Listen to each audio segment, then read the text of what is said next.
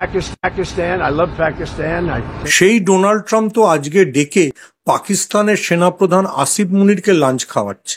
যে আসিফ মুনির পেহেলগাঁওতে ওই ২৬ জন হিন্দুর রক্তে যার হাত রাঙা হয়ে আছে, পাকিস্তানের যে টেররিস্ট নেটওয়ার্ক সেটা তো আসিফ মুনির চালান। তো সেই আসিফ মুনির পাকিস্তানের সেনাবাহিনীর প্রধান যদি ডোনাল্ড ট্রাম্পের কাছে লাঞ্চ খান, তাহলে শুভেন্দু অধিকারী কি কোন যুক্তিতে বলেছিলেন যে ডোনাল্ড ট্রাম্প হচ্ছে হিন্দুদের রক্ষাকর্তা?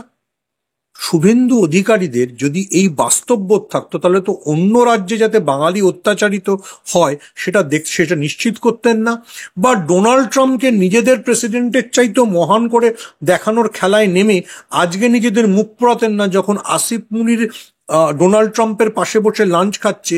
আবারও রিপিট করছি, যে আসিফ মুনিরের হাতে ২৬ জন ভারতীয় হিন্দুর রক্ত লেগে আছে, যার মধ্যে ৩ জন পশ্চিমবঙ্গে।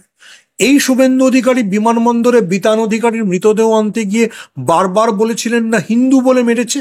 তো যে হিন্দু বলে মেরেছে, যে সেই টেরোরিস্টদের মদত দিয়েছে, সেই আসিফ মুনির আজ যখন ডোনাল্ড ট্রাম্পের অতিথি, তখন শুভেন্দু অধিকারী ডোনাল্ড ট্রাম্পের বিরুদ্ধে একটি শব্দও বলেছেন? বিজেপি নেতারা একটি শব্দও বলেছেন?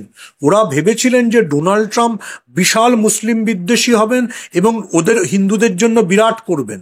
ডোনাল্ড ট্রাম্প একজন ব্যবসায়ী, তিনি না হিন্দুর, তিনি না মুসলমানের। যেই পাকিস্তানে ব্যবসা করার সুযোগ ওনার পরিবার পেতে চলেছে, উনি আসিফ মুনিরকে বিরাট বন্ধু বলে আসিফ মুনিরের সঙ্গে লাঞ্চ খেয়ে ফেলেন।